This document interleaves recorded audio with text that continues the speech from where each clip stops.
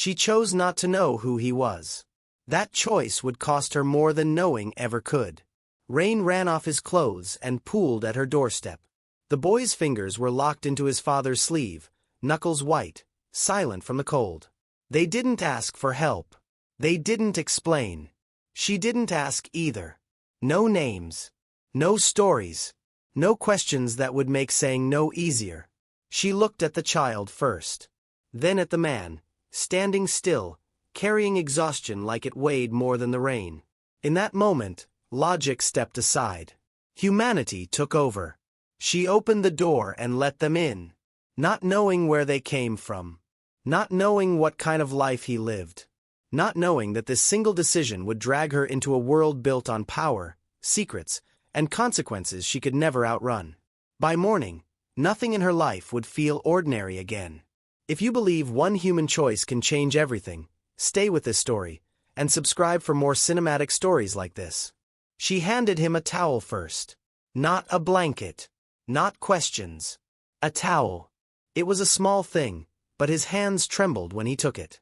Not from the cold, he'd already survived that, but from the way she offered it without hesitation, like this was normal. Like he belonged inside the warmth of her home. The boy didn't let go of him. Not even when she knelt to his height and smiled. "You're safe," she said softly, not to the man, but to the child. The boy watched her the way children watch adults when they're deciding whether to trust them.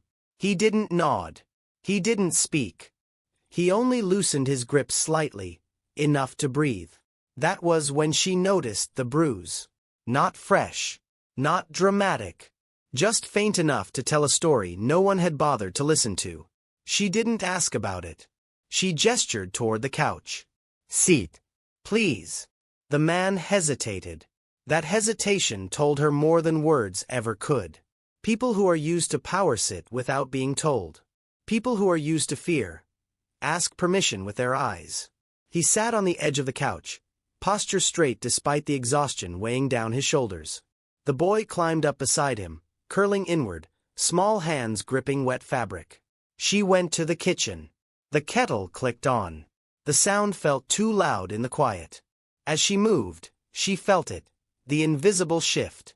The moment when a simple act becomes something else. When kindness crosses into responsibility. She told herself this was temporary. One night. Dry clothes. Food. Sleep. That was all. But even then, some part of her knew that was a lie. People tell themselves to sleep better. She placed 2 mugs on the table. Steam rose slowly, filling the room with warmth. She added bread, then hesitated. Before reaching for the soup she'd been saving for tomorrow. She set it down anyway. When she returned to the living room, the boy had fallen asleep. Just like that. Head against his father's side. Breathing slow. Trust given too easily. Or too wisely. The man froze when he noticed. He whispered, then stopped himself. "I'm sorry." "For what?" she asked. "For bringing trouble into your home." The words landed heavier than expected. She met his eyes for the first time. They weren't desperate. They weren't wild. They were controlled. Too controlled. People who have nothing often unravel. People who are hiding something. Hold themselves together. "You didn't bring trouble," she said carefully. "You brought your son." That seemed to undo him more than anything else. His jaw tightened. He nodded once. A thank you without sound. She pushed the mug toward him. "Drink." He did. Only a few sips. Measured. As if used to scarcity or discipline. She noticed the hands again. Not soft. Not rough like labor either. Hands that once signed papers. Hands that once held something fragile. She told herself she was imagining it. "Where are you headed?" she asked, not probing, just human. He paused. "Anywhere but where we were." Not a lie. Not the truth either. She accepted it. They ate in silence. The rain continued outside, tapping against the windows like a reminder that the world hadn't paused just because she'd opened her door. When the boy stirred, she brought a blanket. She draped it gently. The man watched her like he was memorizing something. You don't have to do this, he said quietly. She shrugged. I already did. That earned a faint smile. Gone as quickly as it appeared. She showed them the bathroom. Fresh towels. Spare clothes that were too big for the boy, but dry. She turned away when he changed, respecting a boundary she hadn't named. By the time they returned, the boy was half asleep again, wrapped in warmth. She pointed down the hall. You can take the bedroom. I'll sleep out here. No, he said immediately. Too fast. We can stay here. It's fine. It's not. Their eyes met again. A brief standoff. Not about space, but dignity. She relented. Then we'll share the couch. That startled him. You don't know us. I know enough. She lay down at the far end, leaving distance. Space for comfort. Space for trust to grow slowly. Minutes passed. And I used to believe kindness was a weakness, he said softly. She didn't respond right away. And now I think it's a test. She turned slightly, facing the ceiling. A test for who? For everyone. Silence returned. But it wasn't empty anymore. Somewhere after midnight, she woke to a sound. Not a crash. Not a cry. A voice. Low. Controlled. Speaking a language she didn't understand. Korean. She didn't know how she knew. She just did. He stood near the window, phone pressed to his ear, voice barely above a whisper. The boy slept, undisturbed. She listened, not to the words, but the tone. This wasn't a man asking for help. This was a man giving instructions. Short sentences. Calm pauses. Authority buried under exhaustion. Then one sentence changed everything. She caught a single word. Just one. Cancel. The call ended. He turned, and froze. She hadn't meant to sit up. Hadn't meant to be seen. They stared at each other across the dim room. I'm sorry, she said quickly. I didn't mean to. It's fine, he said. Too smoothly. A beat. Everything okay? She asked. He nodded. Yes. Another lie. This one heavier. He returned to the couch and sat without a word. Sleep didn't come easily after that. Morning arrived softly. Gray light filtered through the curtains. Rain had stopped, leaving the world clean and unsettled. She made breakfast. Simple. Eggs. Toast. The boy woke smiling. Children always adapt faster than adults. He spoke for the first time then. Thank you. Her chest tightened. You're welcome, she said. The man watched her closely as she knelt to hand the boy a plate. Like he was seeing something unfamiliar. She packed food for them to go. Wrapped carefully. You don't have to, he began. I know, she said. But I want to. They stood at the door again, but this time dry. Federal human. The world outside looked different now. Before he left, he reached into his pocket. She stiffened. No, she said immediately. He paused. I wasn't going to. I know, she said. But still. No. Another long look. He nodded. Respect again. At the threshold, he hesitated. You don't know what you did, he said. She smiled faintly. I let people sleep. He almost corrected her. Almost.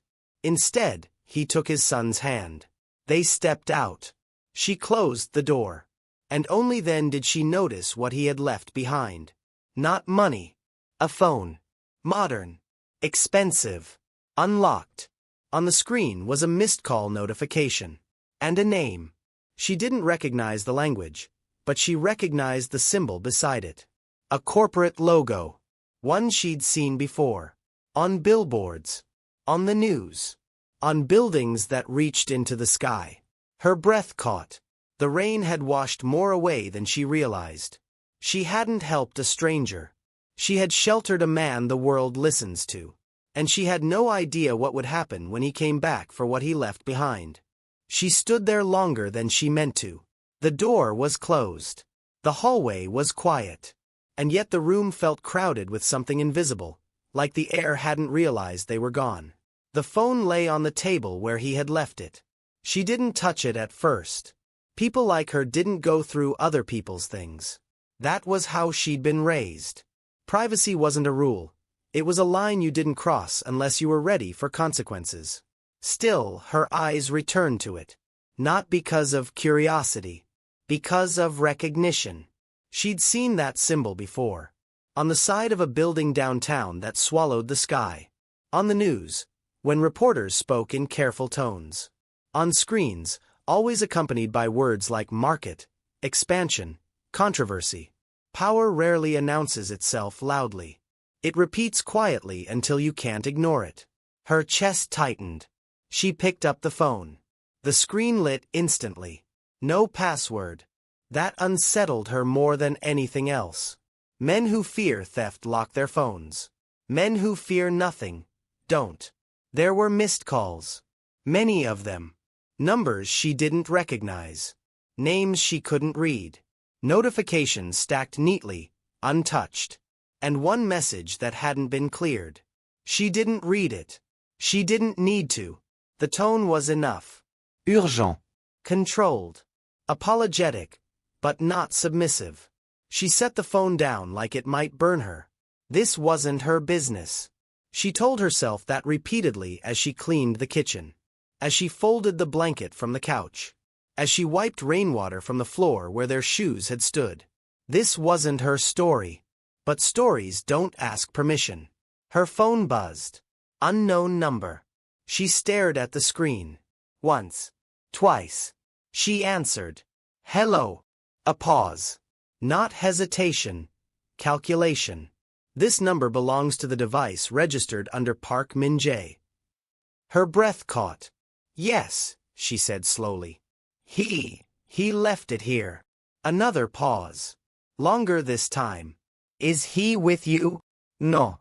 A silence sharp enough to feel. Where did he go? I don't know, she said, firmer now. He was just passing through. That's not possible. She pulled the phone away slightly, staring at it like it had spoken back. I'm sorry, she said, but if you're looking for him, you should. Ma'am, the voice interrupted, polite but ironed flat. Do you know who you're speaking about? She closed her eyes. No, she said. And for the first time since the night before, it felt like a mistake. The call ended. Just like that. No threat. No explanation. Which somehow made it worse. She sat down. Her heart beat too fast for someone sitting still. She hadn't asked his name. She hadn't wanted to know. And yet now, knowledge had found her anyway. Park Min-jae. She said it quietly. It sounded heavier out loud. The rest of the day unfolded wrong. Her neighbor paused too long when greeting her. A black car idled near the end of the street longer than usual. Her phone buzzed twice more, from different numbers she didn't recognize. She didn't answer again. By evening, she convinced herself she was imagining it. People pass through lives all the time. Strangers leave impressions that fade. This would fade too. A knock came just after sunset. Not loud. Not soft. Precise. Her body went still. She didn't open it immediately. Ms. Amina? Her name. She hadn't given it to anyone. Yes, she called, keeping the door shut. We'd like to speak with you. Just for a moment. She checked the peephole. 2 men. Suits. Not flashy. Not local either. Too composed for the neighborhood. She opened the door just enough to stand between them and the inside of her home. I already told someone this morning, she said. I don't know where he is. One of the men smiled faintly. We know. Then why are you here? To understand what happened before he left. Her stomach dropped. He and his son needed a place to sleep, she said. That's all. And you offered that, without asking questions? Yes. The other man spoke then. His accent was lighter, sharper. Do you often invite strangers into your home? No, she said. Just people. A beat. That distinction matters to you? It did last night. They exchanged a look. We don't believe he told you who he was, the first man said. She didn't respond. But you saw something, the second continued. Didn't you? Her mind raced. The logo. The phone. The way he spoke into it. She chose her words carefully. I saw a tired man and a child who needed rest. Silence. That answer, the first man said, is why he trusted you. Her breath caught. Trusted me with what? They didn't answer. Instead, they handed her a card. No logo. Just a number. If he contacts you, the man said, you'll call this. And if I don't? Another pause. You'll wish you had. They turned and walked away. She locked the door and leaned against it, heart pounding. She hadn't wanted to know. And now, too many people knew she existed. The night felt heavier than the one before. She barely slept. When she did, she dreamed of doors she couldn't close. Morning brought no relief. Her phone rang again. This time it was him. She recognized the number instantly. Yes, she said before fear could stop her. I'm sorry, he said. No greeting. No explanation. Just those 2 words. You left your phone, she replied. I know. A pause. Are you safe? The question surprised her. I think so, she said. People came looking for you. I know. That again. You need to come get it, she said. This, whatever this is, it's not something I want near me. I understand, he said. But I can't. Her grip tightened. Why? Because if I do, he said carefully, it will put you in danger. She laughed once. Sharp. Unamused. I think that ship has sailed. Silence. Where are you? She asked. Somewhere quiet. With your son. Yes. That mattered more than the answer. Then come tomorrow, she said. Daylight. Another pause. You're not afraid? I am, she said honestly. But I don't abandon children. Something shifted in his breathing. I won't forget this, he said. I don't need you to, she replied. I just need this over. He agreed. When the call ended, she stared at the phone. She hadn't planned to say yes. It had simply happened. The next day stretched endlessly. She noticed things she hadn't before. Cars that passed twice. People who looked at her too long. Power didn't shout. It watched. When evening came, she prepared the apartment anyway. Not food this time, just space. The knock came again. This time, she opened the door immediately. He stood there alone. Clean clothes now. Hair dry. Posture straighter. But his eyes were the same. The boy was not with him. That sent a quiet alarm through her chest. He's safe, he said quickly. With someone I trust. She nodded, letting him in. The room felt smaller with him standing there fully awake. Fully present. You shouldn't be here, she said. I had to return what I took, he replied. I didn't give you anything. You gave me shelter, he said. That counts. He reached for the phone. Before handing it over, she asked, Who are you? He met her eyes. For a moment, she thought he would tell her. I'm a man who forgot what it feels like to be treated like a human being, he said. That wasn't the answer she expected. It won't stay forgotten, she said. A faint smile. Sad. Knowing. I think, he said. That's why this scares me. A car door closed outside. Then another. He stiffened. So did she. That's them, he said quietly. Your people. My world. Her pulse quickened. You need to leave. I know. But neither moved. Heavy footsteps approached. The knock came. Louder than before. More certain. She looked at him. What happens if I open the door? Everything changes, he said. What happens if I don't? They'll open it themselves. She exhaled slowly. Humanity had brought her here. And now, it demanded something else. She stepped toward the door. Power had found her. Not because she chased it, but because she once chose kindness over caution. And in the next few minutes, she would learn the difference between helping a man and standing in the path of what he truly was. If you're still here, you already feel it. This story is no longer about mercy. Subscribe now, because the reveal changes everything. The knock came again. Not louder. Not faster. Certain. It was the sound of people who didn't expect resistance. She rested her hand on the door, feeling the vibration travel through the wood. Her pulse matched it beat for beat. Behind her, he said nothing. But she could feel him. Not fear, focus.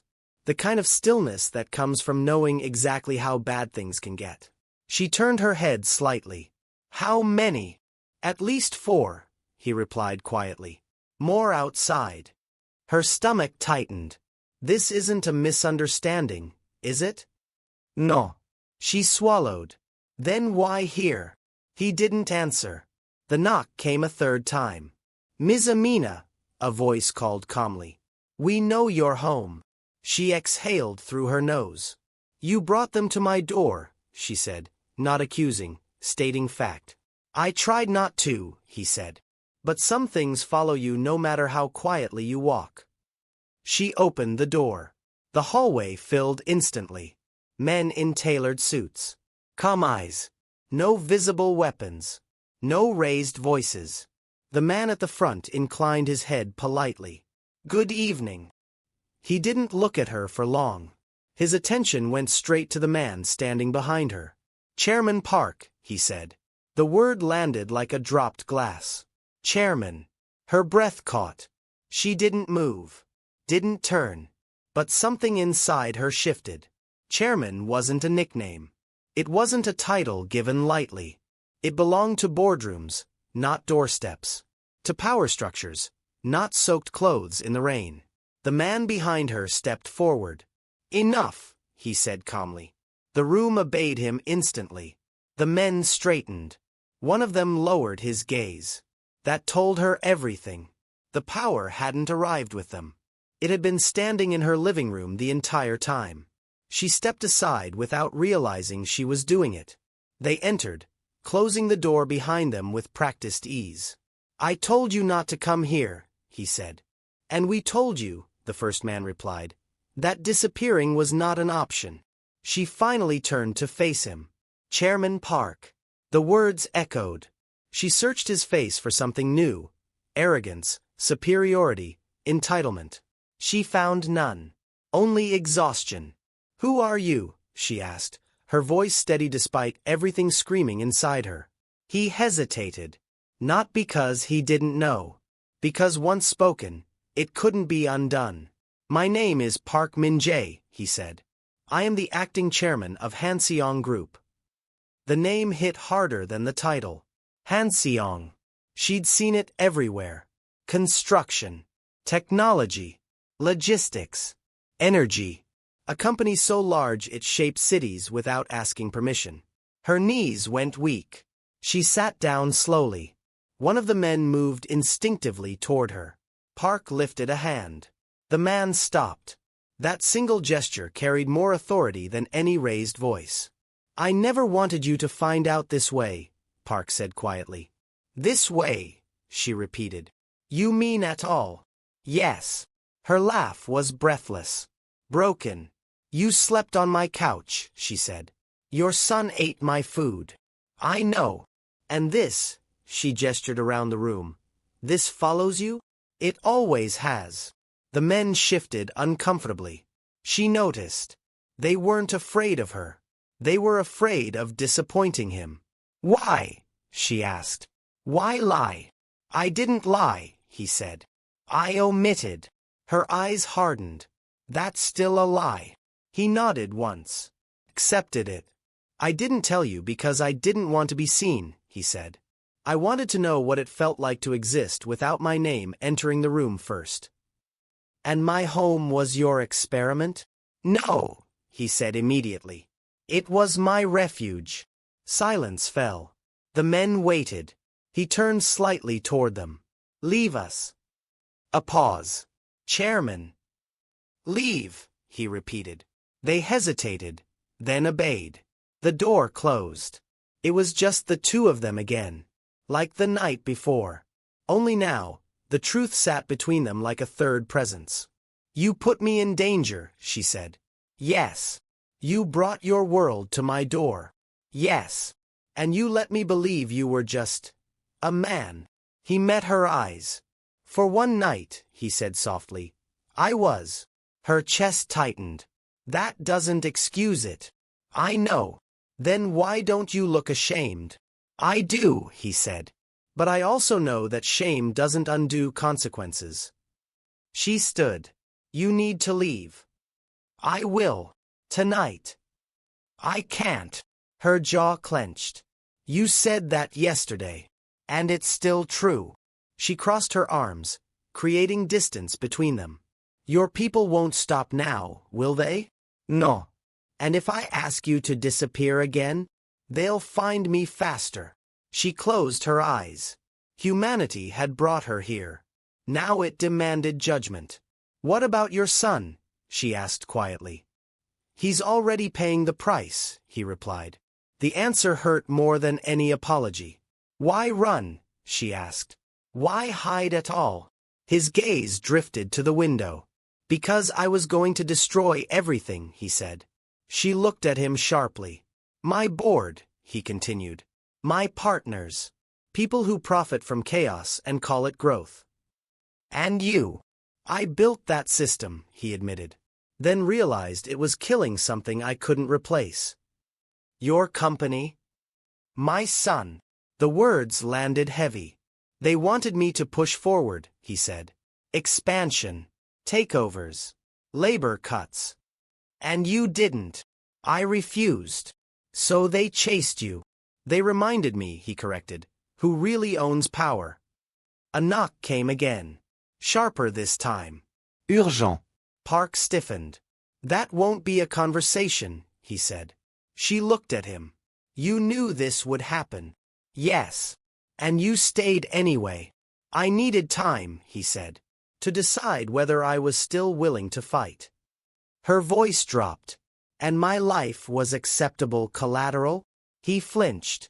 No, he said. But it became part of the equation. She stepped closer. You don't get to do that, she said quietly. You don't get to turn people into variables. His voice was low when he answered. That's exactly what they taught me to do. The knock came again. Louder.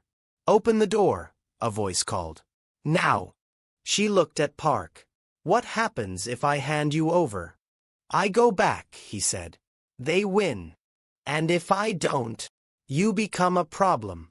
She exhaled slowly. I didn't sign up for this. No, he agreed. You didn't. Silence stretched. Then she spoke. You said kindness was a test. Yes. Then here's mine, she said. You leave. Now. Through the back. They'll catch me. Not if you don't go alone. He frowned. What are you saying? She met his eyes. You built a world that hunts you, she said. I live in one they don't understand. The knock turned into pounding. She moved. Fast.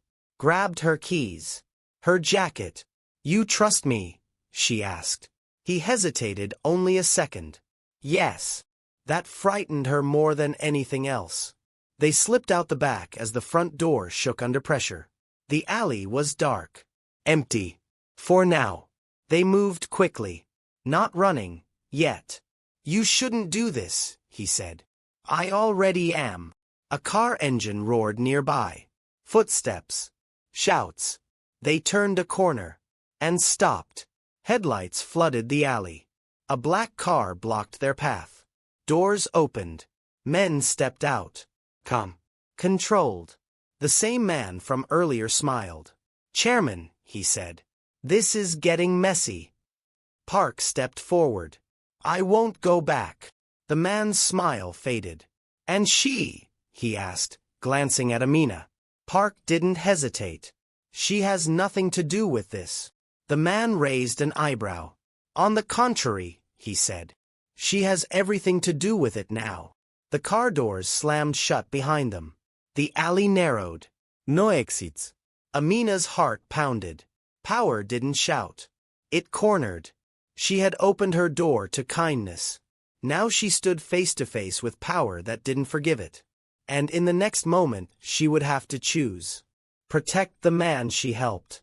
Or protect the life she barely recognized anymore. The alley felt smaller than it had seconds ago. Not because the walls had moved, but because power had arrived fully awake. The headlights burned into Amina's eyes, forcing her to squint. She could feel the heat from the engine, hear the idle hum of machinery that didn't care about right or wrong, only momentum. The men moved with precision. No panique. No ruse. They knew how this ended.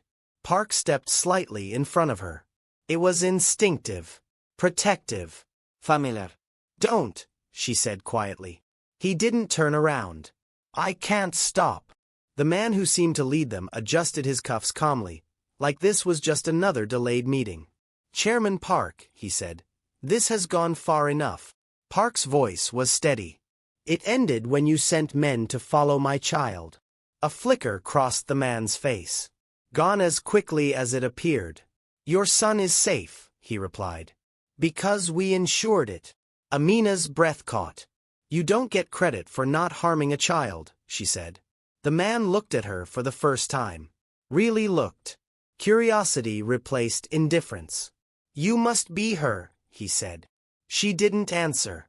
I wondered what kind of person could convince Park Min-jae to run. She straightened. He didn't run because of me. No, the man agreed. He ran because he lost control. Park turned sharply. You never had control, he said. You had leverage. The leader smiled thinly. And you gave it back to us. He gestured. Two men stepped forward. Amina's pulse raced. Park leaned toward her slightly. Whatever happens next, he said under his breath, you walk away. She shook her head. You don't get to decide that. I do, he said softly. I brought this to you. And I chose to stand in it, she replied. For the first time, he looked afraid. Not of them. Of her. Enough, the leader said. Chairman, come with us. Quietly. Tonight disappears. And her? Park asked. The man followed his gaze. She goes home, he said. This was a misunderstanding. Amina laughed once. Sharp. Disbelieving. You followed me. You came to my door. You threatened me, she said. That's not a misunderstanding. That's leverage, the man replied evenly. Park clenched his jaw. I'll return, he said. Publicly. On my terms. The leader tilted his head. You don't have terms anymore. Silence stretched. Then Amina spoke. You want him quiet, she said. And you want me quiet too. The man nodded. Correct.